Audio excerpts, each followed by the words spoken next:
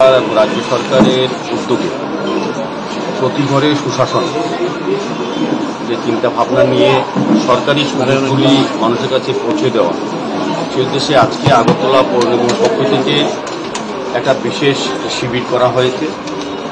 উদ্দেশ্য হচ্ছে আগরতলা পৌর নিগম এলাকায় বিশেষ করে এই নর্থ জোনাল যে অফিস আছে সেখানে আজকে অনুষ্ঠিত হচ্ছে এই শিবির। এই শিবিরে আমাদের আগরতলা পৌর নিগমের সমস্ত দপ্তর, সমস্ত বিভাগগুলি আজকে এখানে অফিসাররা করছেন এবং বিভিন্ন আমাদের যে সরকারি অফিসাররা আছেন। আমাদের পৌর নিগমের যে সুযোগ সুবিধাগুলি জনগণ দেওয়া আছে বা তাদের জন্য করা আছে যে স্কিমগুলি, সেগুলি সুযোগ সুবিধাগুলি আজকের দিনে সঙ্গে সঙ্গে পাওয়ার ব্যবস্থা তারা করে দিচ্ছে। যদি কোনো অসুবিধা থাকে তারা বলে দিচ্ছেন কী করতে হবে। সমস্যাগুলি দূরীকরণের উদ্দেশ্য হচ্ছে মেইন এই শিবির।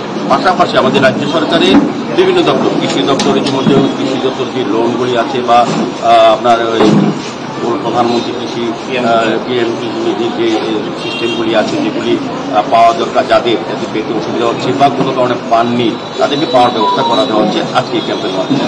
আমাদের এখানে সদর মহকুমা প্রশাসন বসছে।